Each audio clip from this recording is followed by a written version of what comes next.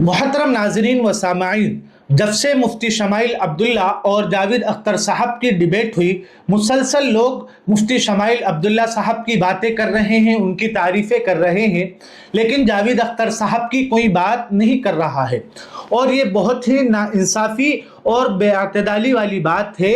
हम लोगों ने जावेद अख्तर साहब के सिलसिले में बहुत ही नाइंसाफ़ी का पहलू इख्तियार किया है। हालांकि जावेद अख्तर साहब की जुर्अत और हिम्मत को सलाम है, उनकी जुर्अत को हम सलाम पेश करते हैं।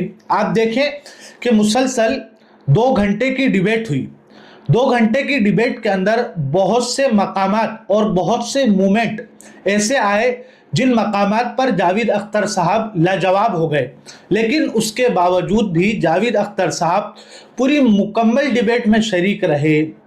अगर उनकी जगह कोई और होता तो इतनी बेइज्जती सहने के बाद तो बेचारा डिबेट छोड़कर आधे में ही भाग जाता। लेकिन जावेद अख्तर साहब की हिम्मत को दाद देना पड़ेगी। उन लोगों ने हमें बताया कि मैं सिर्फ बड़बोला नहीं हूँ, बल्कि मेरे अंदर बेइज्जती और शर्मिंदगी सहने का हुनर भी है।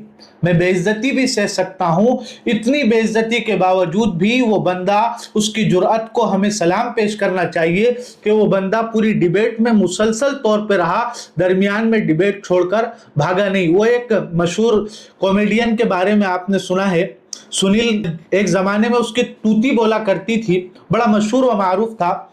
लेकिन अब नए नए कलाकार पैदा हो गए हैं, तो वो सुनील पाल अब सिर्फ इंटरव्यू देते हैं और इंटरव्यू में सामने वाला एंकर उनकी बेइज्जती पे बेइज्जती करता है।